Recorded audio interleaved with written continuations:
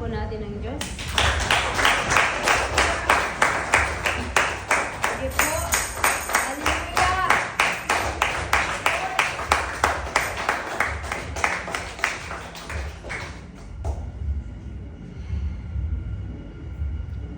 The very deep presence of the Lord is here. Amen. Sino naka-encounter sa Kanya? Amen. Hindi ko po ma-contain yung presence ni Lord. That's why.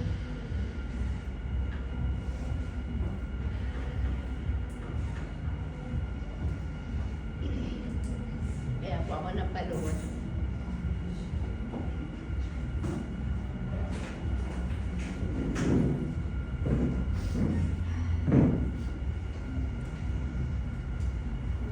Praise the Lord. So, mapagpalang gabi po sa bawat isa sa atin. Maging sa ating mga kapatiran na nasa live streaming. Kapal. You know, there is a far difference when you are in the sanctuary of God. You miss something tonight, mga kapatid. But it's never too late. Meron pa po next week. Amen? Hallelujah. So, sige po, tayo po ay, pwede po ba tayong tumayo in honor of our Lord tonight?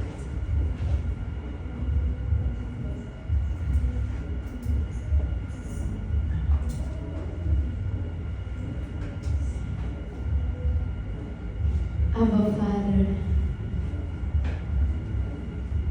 the Creator of heaven and earth, the one who reigns in heaven and soon reigns on earth. Yes, amen. You're nothing compared of, Lord. You're incomparable to no one. Father God, all-powerful one, Yes.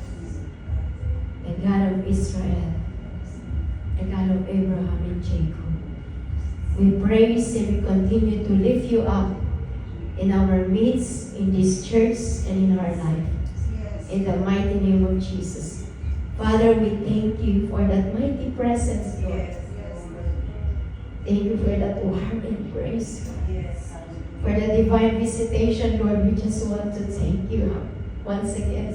We are humbled, Lord, na truly hindi mo kami iniiwan, hindi pinapabayaan.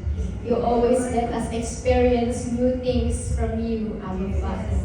And we thank you for this day, Lord, na ginawa mo para mas maranasan ka namin, maramdaman ka namin. Hallelujah. Salamat po, Ama.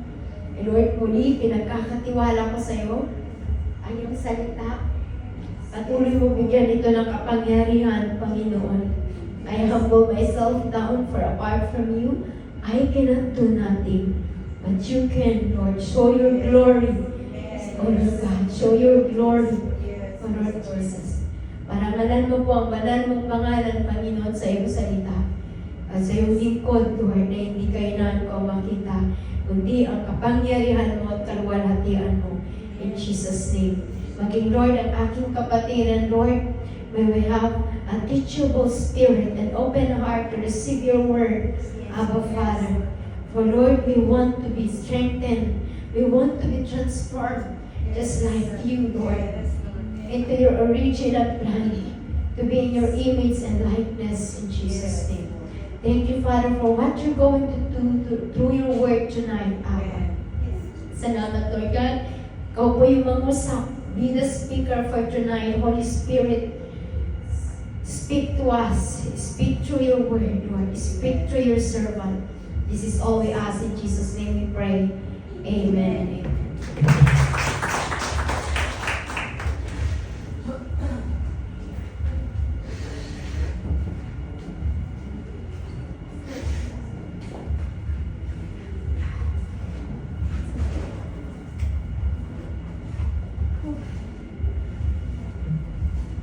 Praise the Lord.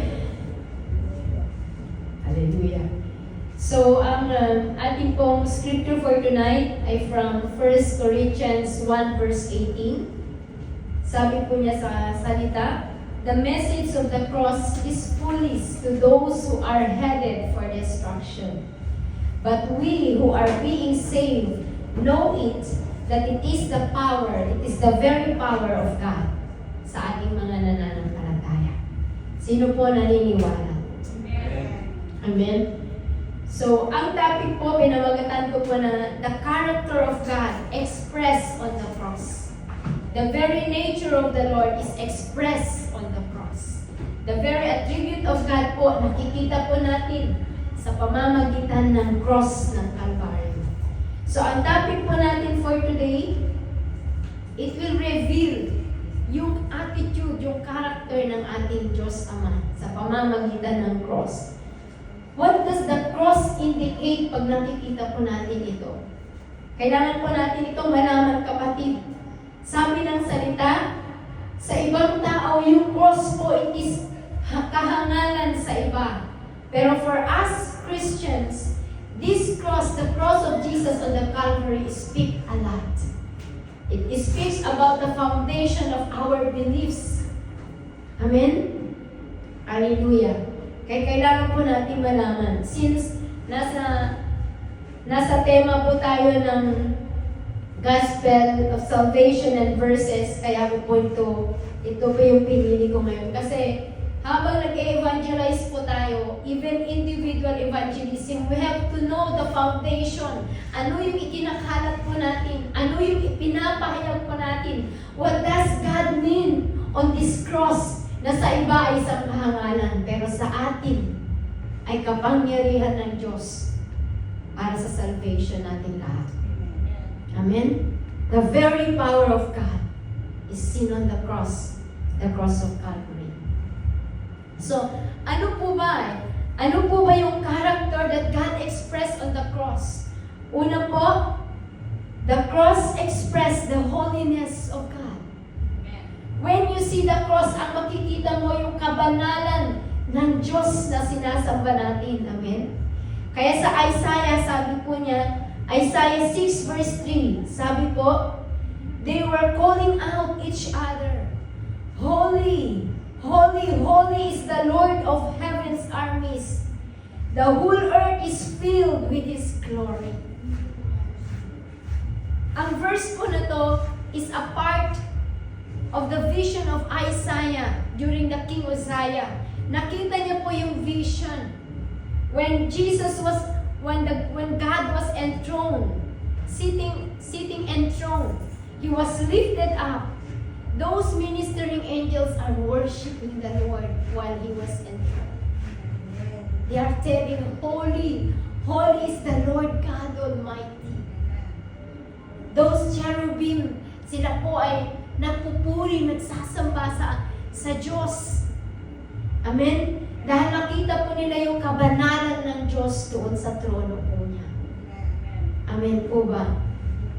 Hallelujah. At dahil po si Isaiah, nakita ng Diyos, ipinahayag ng Diyos yung kabanalan niya doon sa kanyang trono. Nakita ni Isaiah sa vision. Alam niyo po kung ano sinabi ni Isaiah? Woe to me, I am done, I am finished. Because my lips is unclean. Dahil nakita niya yung kabanalan ng Diyos. Nakita niya kung paano nagpupuri ang mga cherubim sa Panginoon. Banal, banal ang Diyos na makapangyarihan sa langit. Hallelujah. So ano po bang ibig sabihin po ng holiness of God, mga kapatid? So the holiness of God po speaks about, it refers the unparalleled holiness of God. Ibig sabihin po, unequal. Wala pong kapantay ang kabanalan ng Diyos. Walang kahambing. There's nothing compared to the holiness of God that He has. Amen? Yung simple pa nga lang na, alam niyo po, yung maramdaman niyo yung presensya niya, you will bow down before Him. Amen po? Kasi hindi mo na ma-contain yung presence ng Lord. Wala pa po yan sa kabanalan ng Diyos na sinasamba ng mga cherubim sa langit, mga kapatid. The holiness of God means incomparable. He is blameless in His holiness. It is faultless. Wala kang makitang ni dungis sa kanyang kabanalan. He is perfect. That is the God whom we are worshiping. That is the God whom you are serving. Hindi siya basta-bastang Diyos lang. Amen? Siya ay isang banal na Diyos na kataas-taasan, makapangyarihang Diyos sa lahat. A blameless God and a blemished moral purity He has. Amen po ba? And if we see ourselves before Him, we are not worthy to stand here to praise Him. Dahil sa Kanyang kabanalan. It's only because of Jesus we are standing here worshiping Him, dancing for Him, playing the keyboard and the drummers for Him. Amen po. He is a blameless God, an all-powerful one. Ang kabanal-banalang Diyos ang sinasamba mo, kapatid. Kabanal-banalang Diyos ang minsan na iniiwasan natin, mga kapatid. Hallelujah. So, meaning po, wala pong makapagkumpara sa Panginoon. Amen? No one is like the Lord. Amen? Sa ating mga awit, no one compares to God. So, alam niyo po, yung hindi po nakakakilala sa ating Diyos, sa Panginoong Yesus, yung hindi po naiintindihan, nauunawaan ganun ibig sabihin ng kabanalan po ng Diyos doon sa cross ng Kalbaryo, kaawa-awa po sila. Amen? The holiness seems bad news to them. Even sa atin po, kung titingnan natin yung kabanalan ng Diyos, the holiness of God seems bad news sa atin. Sinners, sa ating mga sinners. Why it seems like bad news? Why? Dahil sa kabanalan po ng Diyos, galit po siya sa kasalanan. Galit ang Diyos sa kasalanan. And if you're going to read the Old Testament, galit siya maging sa mga makasalanan. Galit siya sa evildoers. Hallelujah. Kaya naalala niyo po, si Noah, from the time of Noah, anong ginawa ng Panginoon? Nung nakita niya ang karumalduman na gawa ng tao. Di po ba?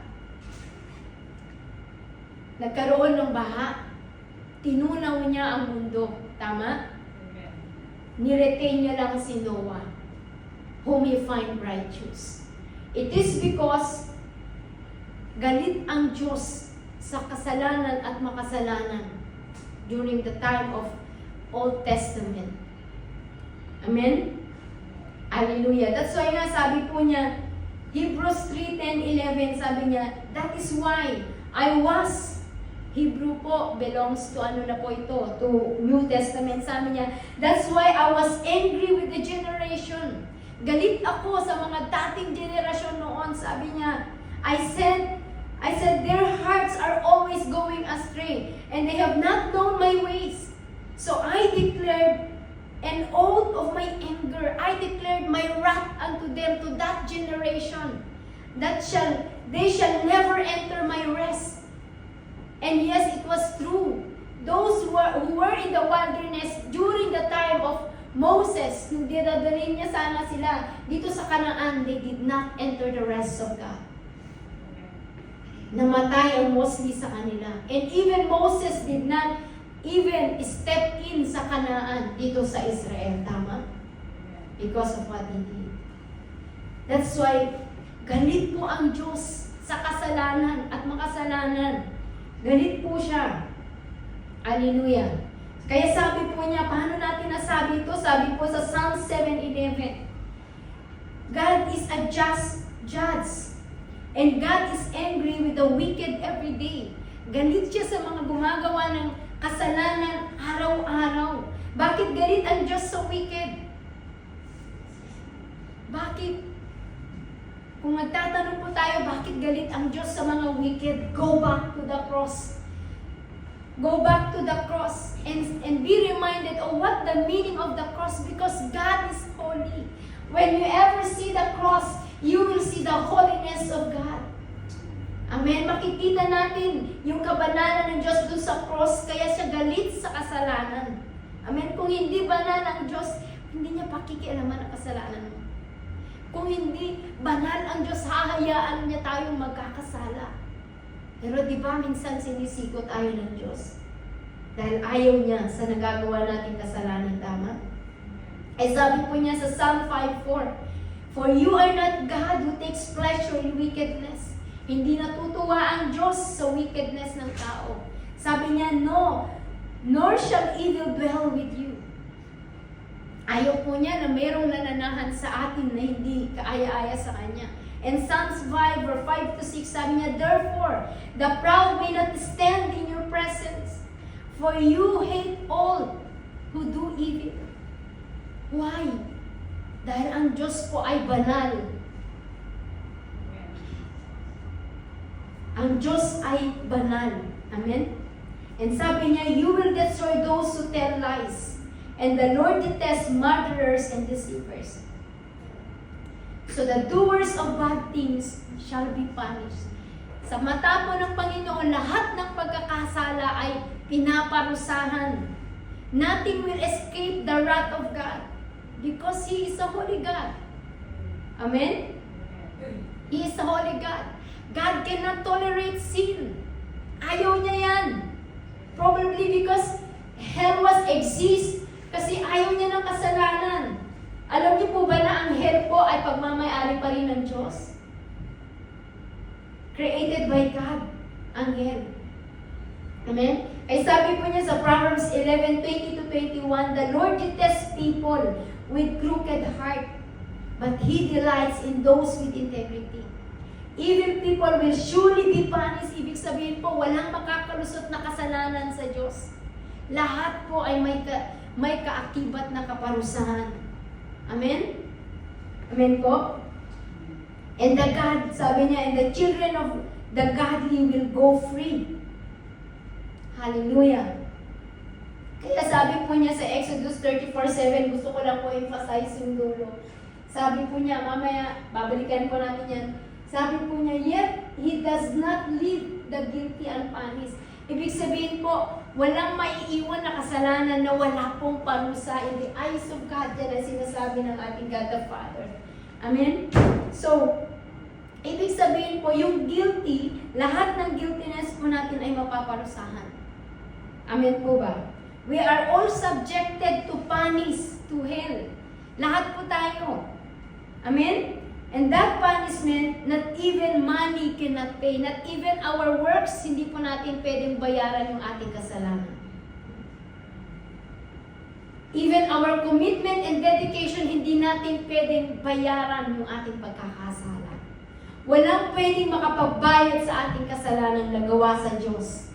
Alam ko kapatid, na mabigat ang word, but I have to say the truth of the Word of God. But this is what the Word says. Amen? And we have to realize na lahat po tayo ay guilty sa kasalanan. Maging ako, I'm not excused. We are all guilty of sin. Kaya nga sabi po niya sa Romans 3:23, sabi niya, "For all have sinned and fall short out of the glory of God." Lahat daw po tayo ay nagkasala. Amen. We are all doomed to hell. We are all doomed to be punished because of our sins. Yan po ang nasa isipan ng ating Diyos Ama. Amen po ba? At sabi po sa Romans 6:23, "For the wages of sin is death," kamatayan. Yung kapalit ng kasalanan natin, yung kabayaran ng ating kasalanan ay kamatayan. Amen po ba? But the gift of God is eternal life in Christ Jesus. So ibig sabihin mga kapatid, may kaukulang parusa ang bawat po na gagawa natin. Why? Because God is holy and a just God. Amen? Kaya malaki po ang problema ng tao na hindi naniniwala sa hell. Hell is real, mga kapatid ko kay Kristo. Hell is real. Wala po dapat na maligtas sa wrath ni Lord. Wala po ni isa sa atin, wala pong kaligtasan sa wrath ni Lord. Sapagkat tayong lahat po ay makasalanan. And because He is holy God, He demands justice for all the sins that we have made. Amen po ba? Pero ano po yung ginawa ng Diyos?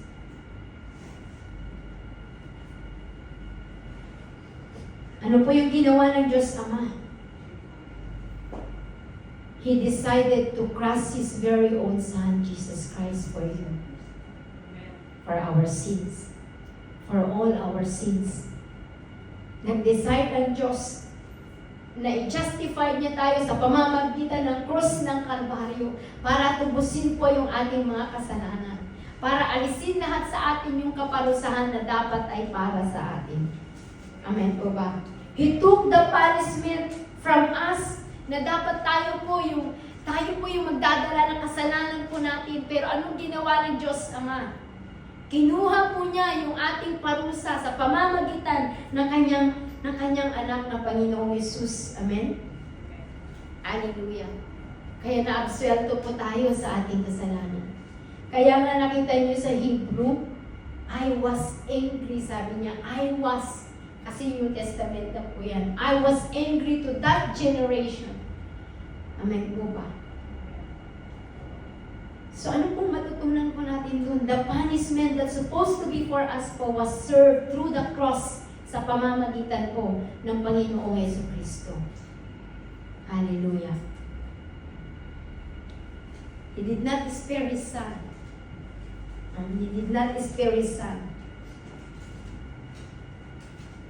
His Son bore the wrath of the Lord. Ang Panginoong Yesus ang siyang nagdala. Ano ba yung wrath sa Tagalog? Yung galit ng Diyos. Ang Panginoong Yesus, yung galit niya sa atin ay ang Diyos anak ang nagdala, ang Panginoong Yesus. Mga kapatid, kailangan mo itong malaman kasi itong mga bagay na ito, kailangan mo ding sabihin sa iba sa pag-e-evangelize natin. Tayo ang dapat parusahan, tayo dapat ang maipako doon sa krus ng Kalbaryo. Pero hindi hinayaan ng Diyos Ama. Tinubos niya tayo sa pamamagitan ng kanyang anak na nagdala ng ating kaparusahan dahil sa ating kasalanan. Amen? Hallelujah. Kaya, if we truly believe, kung tayo po ay genuine na Christian, if we truly believe na Jesus Christ is our personal God and Savior, hallelujah, then you are standing on the solid foundation of your salvation. And that is Jesus Christ. Amen po? That even the gates of hell cannot prevail against us. Malakas ang loob po natin kasi alam po natin that we are standing on the rock, on the foundation of our salvation, which is Jesus Christ. Amen? Amen? If you believe na tayo po ay tunay na genuine Christian, hallelujah, nananampalataya ka that no one can snatch you from the hand of God. Amen. Even the works of the enemy cannot take you from the presence of the Lord kapag alam mo na genuine ka, na ang Lord ang nananahan sa atin. No one can separate us from the love of God, even sins, kapag po alam mo ang Diyos ang naghahari dito sa buhay at puso natin. Amen po ba? Amen. So then ano gagawin natin? Amen? Bilang tinubos ng Diyos, na hindi tayo ang kanyang pinarusahan. Amen? Let's stay faithful unto God. Amen po? Tanawin natin yung cross, yung kabanalan ng Diyos, ano yung ginawa ng Panginoong Yesus during that time. Amen po ba? Hallelujah. Dahil nalaman natin yung kabanalan ng Diyos, dapat po yung paglilingkod din po natin sa Diyos. Dapat tinitingnan po natin, i-consider din po natin. Amen? Are we doing the best for God? Amen po ba? Saliksikin natin yung ating sarili. Ganun ba yung ginawa ng Diyos sa akin? Am I doing the best for the Lord? Am I giving my best that I can for the Lord? Kasi si Lord, hindi naman niya hinihingi tayo maging perfecto. Amen? Kasi no one can do that. But are we doing our best for Jesus? Kung ginagawa mo na yung paglilingkod mo sa Diyos, is this your best for the Lord? Pangalawa po, ano yung ipinapahayag ng Diyos sa cross? The cross expressed the love of God. Hallelujah. Sabi ng awit kanina. Amen? Hallelujah. So 1 Timothy 2 verse 3 to 4 sabi niya, this is good and pleases God our Savior, who wants everyone to be saved and understand the truth. Again, this is good and pleases God, our Savior, who wants everyone to be saved and to understand the truth. So it is God's desire na lahat po tayo ay maligtas. Amen? Dinidesire ng puso ng Panginoon, kaya po nga po niya pinadala yung kanyang anak, na tayo po ay maligtas at lubos, sabi po niya dyan, para lubos po natin maintindihan yung katotohanan ng salita ng Diyos. Amen? So, if God expressed His and save His sinners, since He should punish sinners because He is holy. Amen? Ibig po sabihin, how could God express His love? Kanina po sabi po natin, paparusahan tayo ng Diyos dahil sa ating kasalanan, tama? Walang lusot ang ating kasalanan sa Diyos, tama po? So, dito sa second point po natin, how could God express His love to us sinners? Wherein kailangan po niya tayong parusahan dahil sa ating kasalanan. Paano niya ma-express yung love niya kung paparusahan po niya tayo? Amen? Kasi siya ay holy God. Paano po? Bakit? Paano niya ma-express yung love niya na ipapanis naman pala niya tayo? Paano? Because of His love. Balikan ko po yung Exodus 34:7, sabi niya doon, maintaining love to thousands and forgiving wickedness, rebellion, and sin. Yet He does not leave the guilty unpunished. Dahil po sa pagmamahal po ng Diyos Ama sa atin, inalis niya po yung punishment at dinala niya ang Panginoong Jesus. Ibig sabihin po, yung nature ng God the Father is love. That's why He was able to erase your sin. At para hindi kayo mapanis. Para hindi po tayo maparusahan. At ibinigay niya yung parusa niya sa kanyang anak because He loved us. Amen po ba? Nakukuha niyo po? So this verse po, ito pong verse na ito, pinagtatalunan po ito ng theology. Sa kanila, it is confusion po para sa kanila ang verse po na to. Pero kung uunawain po natin yung verse na yan, God is a merciful God. Sinasabi po niya dito that He is a merciful, loving God. Sabi niya,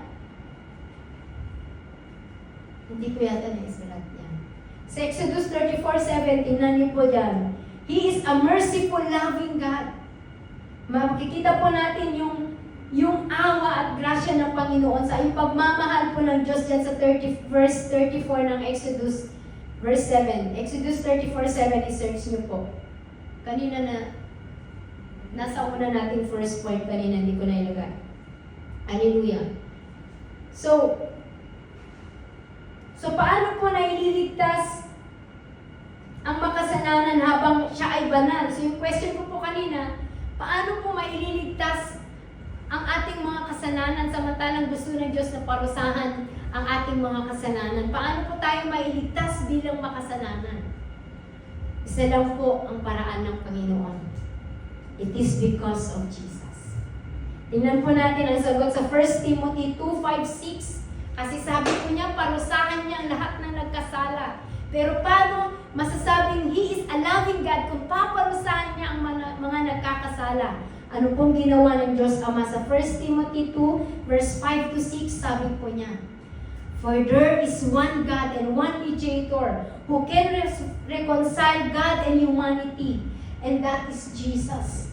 Si Jesus po yung naging mediator po natin para hindi po tayo maparusahan sa ating mga kasalanan. Yes, God is forgiving us. Meron po tayong tinatawag po ng consequences. Hallelujah. Pero inalis ng Diyos po yung parusa ng kasalanan sa atin sa pamamagitan ng kanyang anak ng Panginoong Jesus. Amen? Sabi niya, one mediator who can reconcile God and humanity. The man, Christ Jesus. He gave His life to purchase freedom para mapawala po tayo sa ating mga kasalanan para sa lahat ng sangkatauhan. Amen? This is the message of God gave the world at just the right time. Amen po ba? So ang pamamaraan po ng Panginoong ng Diyos Ama ay ang Diyos Anak para sabihin po sa atin how much how much He loved us. Na kinuha niya po yung parusa na dapat ay para sa atin. Amen po ba? So, gumawa ang Diyos Ama mismo ng solusyon para sa problema po natin. Amen po? A divine problem for humanity. God the Father made His own solution through His Son, Jesus Christ. Kaya nga, di ba sinabi niya sa John 3:16, alam po natin, for God so loved the world that He gave His only begotten Son, that whoever believe in Him shall not perish but have eternal life. Amen po ba? So, anong ginawa ng Diyos para tayo mahalin? At patawarin mga makasalanan, anong ginawa po niya? Sa kabila ng kanyang kabanalan po, anong ginawa ng Diyos? He let His Son be first on the cross of Calvary. Amen? He let His Son die on the cross of Calvary for us. Amen po ba? Hinayaan niya na, hallelujah, na magdusa ang kanyang anak upang ang kabanalan po ng Diyos, upang ang pagmamahal po ng Diyos ay maihayag niya doon sa cross. Amen? That's why ang cross po hindi lang nagpapahiwatig ng kabanalan ng Panginoon, kundi yung pagmamahal ng Diyos po sa atin. Amen po ba? Hallelujah. Kaya, that's why the cross po is the foundation of what we believe. Kaya dapat tayo po na Kristiyano, alam po natin anong ibig sabihin ng cross, why we have the cross. Amen? Kasi mga kapatid, yan din po ang i-relate mo sa mga kapatiran natin na wala pa sa Panginoon. Amen? Napakayaman po ang ibig sabihin ng cross. Very important, very significant po sa ating mga Kristiyano ang ibig sabihin ng cross sa Kalbaryo. Very meaningful po yan sa buhay po natin bilang mananampalataya kay Kristo. Amen po ba? That's why do not belittle the cross, mga kapatid. Because the cross is the symbol of Christianity. The cross expresses the holiness of God and the love of God towards us na makasalanan. Amen po ba? Hallelujah.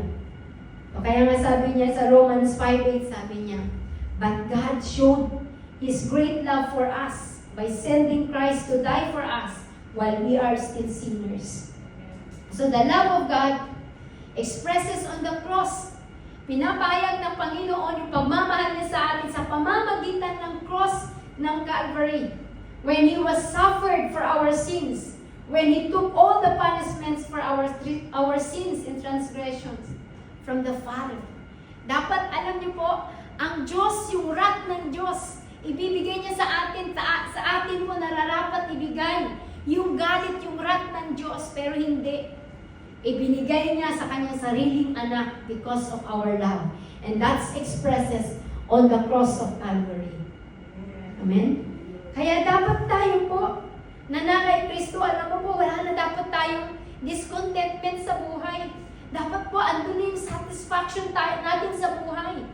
Bakit? Bakit kailangan wala na tayong murmuring, wala na dapat na, alam niyo, wala na tayong kabigatan sa buhay natin. Sa mga kinakaharap po natin na experience natin sa mga pagsubok natin, dapat hindi na tayo hirap. Alam niyo po kung bakit? Dahil ang pinakamabigat na problema po natin, sinolve na ng Diyos Ama. Yan ay ang kasalanan mo, kasalanan ko. Tinapos na niya doon sa krus ng Kalbaryo. The biggest sin, pinakamatinding kasalanan po natin mga kapatid, ang pinakamatinding problema natin ay ang ating kasalanan. Amen? Na magdudulot sa atin para dalhin tayo doon sa impyerno, pero hindi pinahintulot ng Diyos Ama. Amen po ba? Kaya sa tuwing natetempt kang gumawa ng bagay na hindi kalooban ng Diyos, sana maalala mo po yung cross. Sana maalala mo yung ginawa ni Jesus doon sa cross ng Calvary. Amen?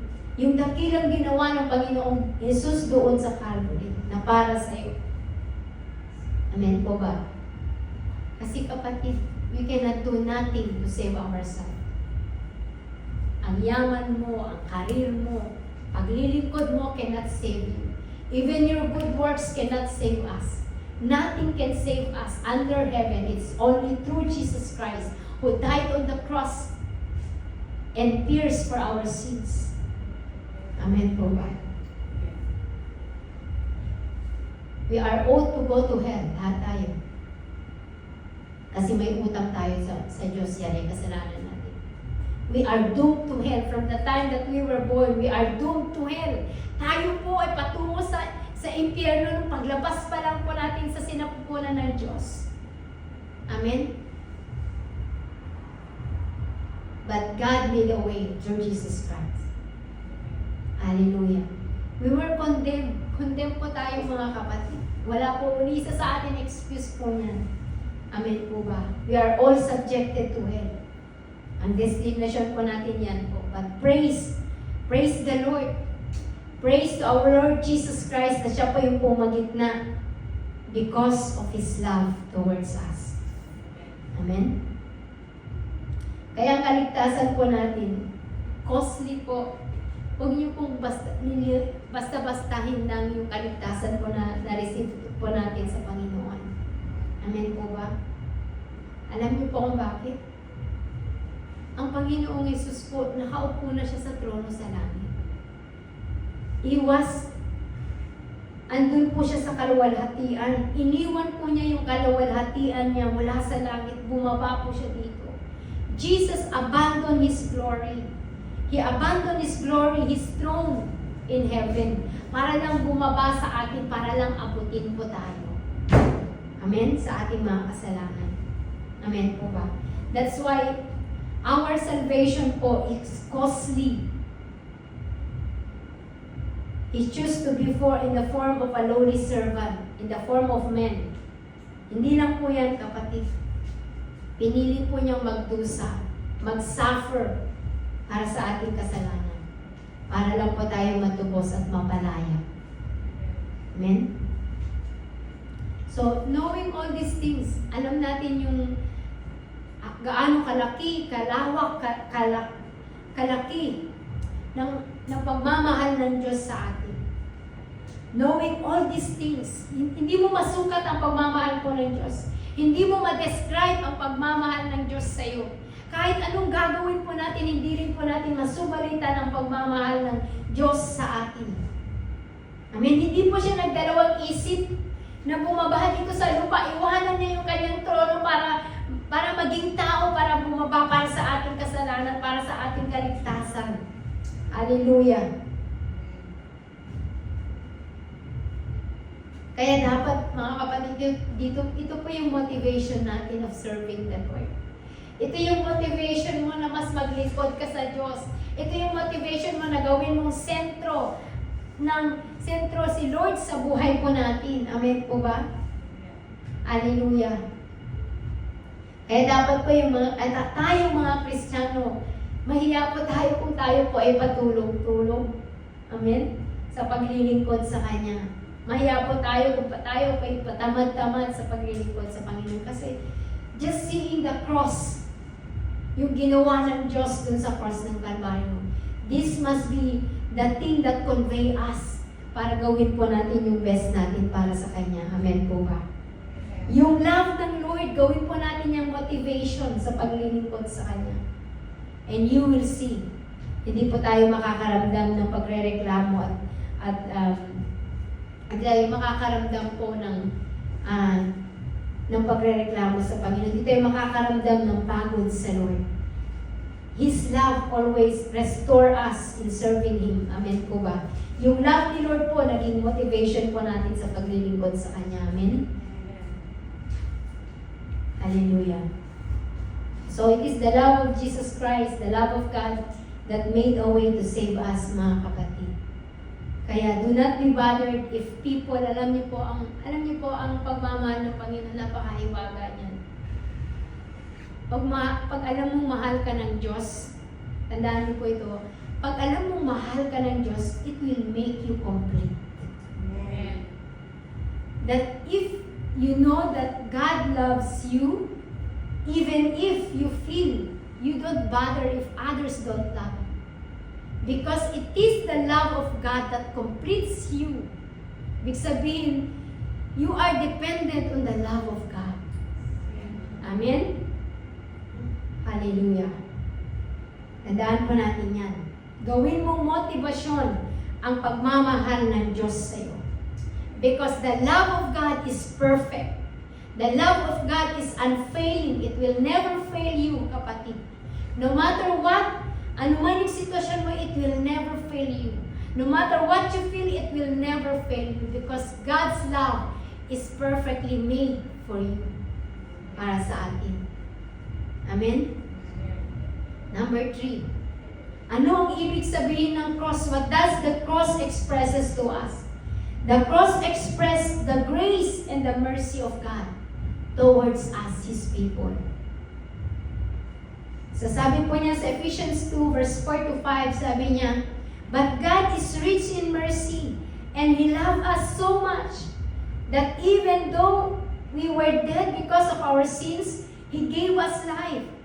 When He raised Christ from the dead, it is only by God's grace that you have been saved." Only by God's grace na tayo po ay iniligtas ng Diyos. Amen?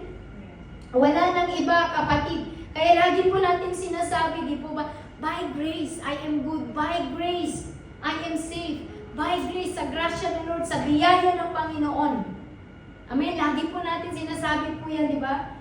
Kung sa biyaya ng Lord, I am okay. Sa biyaya ng Diyos, nakakatayo ako. Sa biyaya ng Diyos, nakaraos ako. Sa awa ng Diyos, I am good. Amen? Anong ibig sabihin pag sinasabi po natin ito? When we say po about grace of God, meaning po, God gave us what we don't deserve. Amen? Nakaka-relate po kayo? Pag sinabi pong grace ng Lord, ibig sabihin po, God is giving you something that you don't deserve. Amen? Yan po yung grasya ng Diyos. Hindi ka deserving, ganun pa man po, nagdesisyon siyang ibigay ang bagay na deserve mo. Na hindi mo deserve. Hindi ka deserving, pero ibinigay niya po sa'yo. Itinuring ka niyang deserving. Hindi ka nararapat, pero ginawa ka niyang minarapat ka niya. Hindi ka nararapat, pero minarapat ka niya. Sa pamamagitan ng ang grasya at awa niya. That's why we are living only by grace at sa awa ng Diyos. We are only serving because of His grace at ang awa ng Panginoon, nakakatayo tayo serving Him. Amen po ba? So, ang grace po ni Lord, hallelujah, that's unmerited favor, ang tawag po dyan. We did not work for it. Hindi natin pinagtrabahuhan. We don't deserve it. But God gave it anyway. Binigay po niya sa atin. We don't earn salvation. Hindi po natin kayang i-earn. Hindi natin kayang trabahuin ang salvation. Hindi natin deserve ang salvation, pero ibinigay niya ang kaligtasan sa iyo kahit makasalanan tayo. Amen? We don't deserve nothing. Even heaven, we don't deserve. But God made us deserving to be with Him in heaven. And that's because of His grace and mercy upon us. Amen? Hallelujah.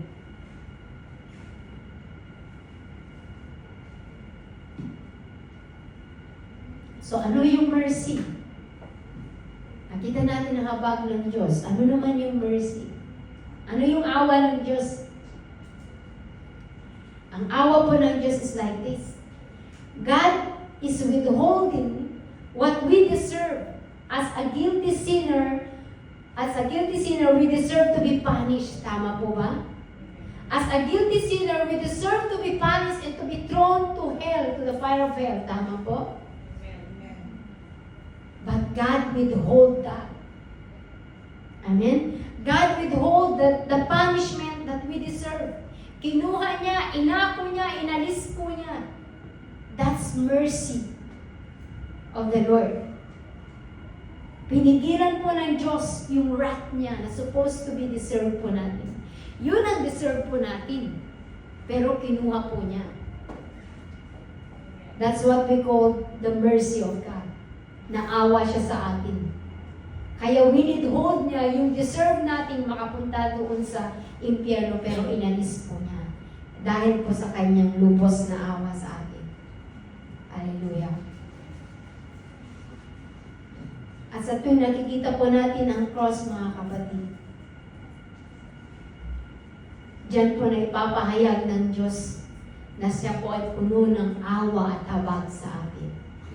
The cross represents the mercy and the grace of our Lord God. Hindi po natin deserve si Jesus. Hindi po. We don't deserve to be saved, sabi ko nga. Pero nag-decide ang Diyos Ama na iligtas niya tayo. And that's the amazing grace of God. Amen? Wala pong ibang makakaligtas sa atin. There's no other name but the name of Jesus alone comes our salvation. Amen po. Hallelujah. Dahil po sa character ng Panginoon, again, we deserve to be in hell. But because of the character of our Lord God, that He is a gracious God, He is a merciful God, He sent His Son from heaven to take the punishment from us. That's why, ngayon tayo ay saved na. We are saved. You are saved from hell. You have been spared from hell because God spared His Son, Jesus Christ, for us. Amen po ba? That's why, sabi po ng mga angels, worthy is the Lamb. Amen? Amen po ba? Amen. He deserved to be praised. He deserved to be worshipped. Amen? He deserved to be lifted up. Amen. Ang Diyos na nagligtas sa atin. Amen? Yes. Hallelujah. So what can we say? What can we say with this kind of God whom we are worshiping? Ano yung masasabi natin? What then can we say? Na meron tayong Diyos na ganito kalawak ang pagmamahal, ganito siya kabanal, ganito siya kagrasya, ganito siya kaawa sa atin. What can we say bilang tayo ay mananampalataya po niya? Amen po ba? Thanks be to God. Amen? Salamat sa Diyos. Salamat sa kabanalan ng Diyos. Dahil sa kabanalan po niya, hindi niya matolerate ang sin. Salamat po doon sa pagmamahal ng Diyos. Dahil sa pagmamahal niya, hindi tayo napunta sa impyerno. Binigay niya ang kanyang anak. Dahil sa pagmamahal po niya, winidraw niya sa atin ang punishment. Binigay niya sa atin ang salvation that we don't deserve. Amen po? Worthy is the Lord and mas worthy of our praise. Amen. Na ang buhay na to dapat nagpupuri sa Kanya. Ang buhay na to magamit para sa kalwalatian niya. Na ang kamay na to handa lagi na nagpupuri sa Kanya gumawa para sa kalwalatian niya. Amen po ba? God deserve your praise. God is asking us to take Him too. Amen? Sa pamamagitan ng buhay po natin, when we dedicate our life unto Him, He deserves that. Though kulang po yun, mga kapatid. Kulang yan to thank God, to bring back all the things, the great things that God has done. But He asks us to live holy before Him, to praise Him, to dedicate our life unto Him. Amen? For He deserved to be praised with His creation. Everything that has breath, praise the Lord. Hallelujah. Kaya bilang tayo po na nakita po natin yung expression ng Lord doon sa cross ng Kalbaryo, gawin natin sentro ng buhay natin ang Diyos. Gawin natin sentro si Lord sa worship natin. Gawin natin sentro ang Diyos sa lahat ng ating ginagawa. Gawin mong sentro ang Diyos sa buhay mo. Amen? Hindi siya pangalawa, pangatlo. Sentro siya ng buhay natin. Sentro siya ng puso natin. Amen? Siya yung motivation po natin why we are trying to please Him. Because ang motivation natin ay siya, yung ginawa niya dun sa cross ng Kalbaryo. Wala po tayo pwedeng may pagmalaki sa Diyos. Amen po ba? What do you have na pwede mo ipagmalaki sa Diyos? None. Wala po. It's only your relationship to God. Pwede natin pagmalaki sa Panginoon. Amen? Hallelujah. Naalala niyo po yung 10 lepers na pinagaling ng Diyos. Isa lang po ang bumalik. Ano sabi ng Panginoon doon? Alam niyo po ba yung 9? Sila po ay believers. Yung bumalik po, ano po siya? Samaritan. Anong sabi po niya? Anong sabi po niya doon sa bumalik? Sabi niya, nasaan yung siya? Di ba 10 ang pinagaling ko? Hinahanap tayo ng Lord. Hinahanap niya ang anak niya. Amen po ba?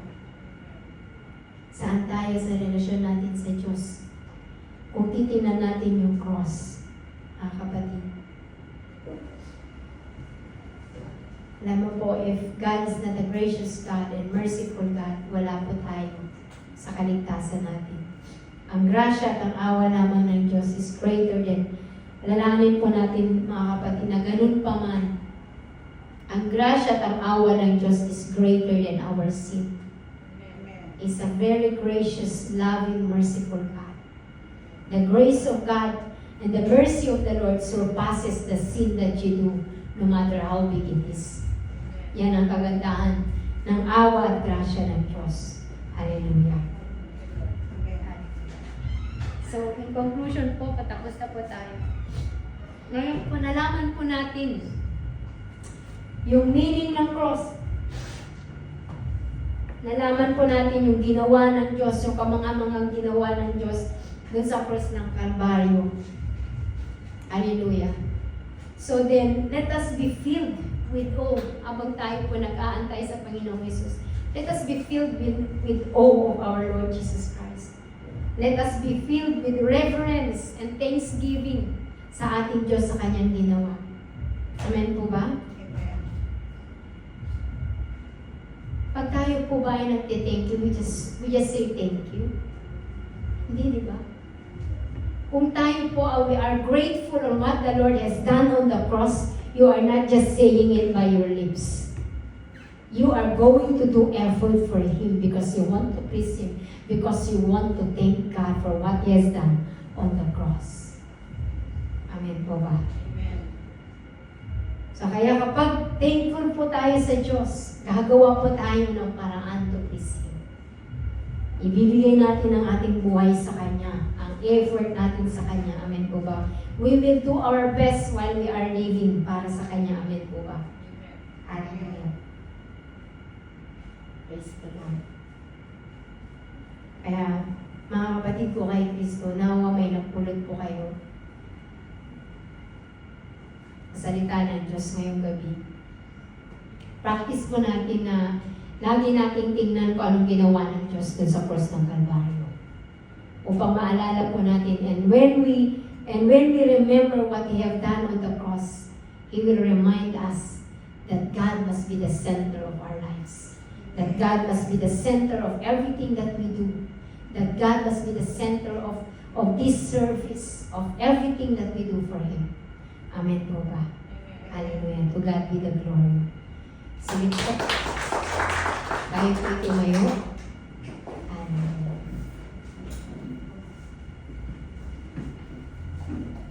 Pwede ba nating kantahin yung pangalawang song in response to the Word of God?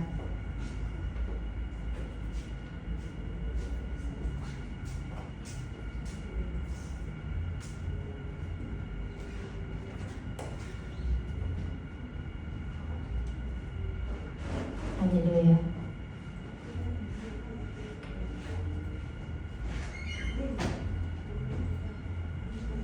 Praise the Lord.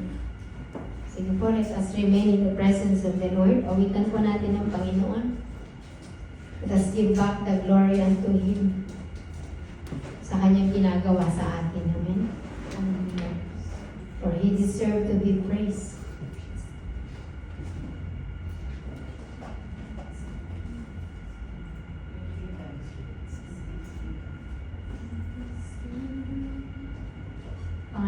worship po. Praise you, Lord.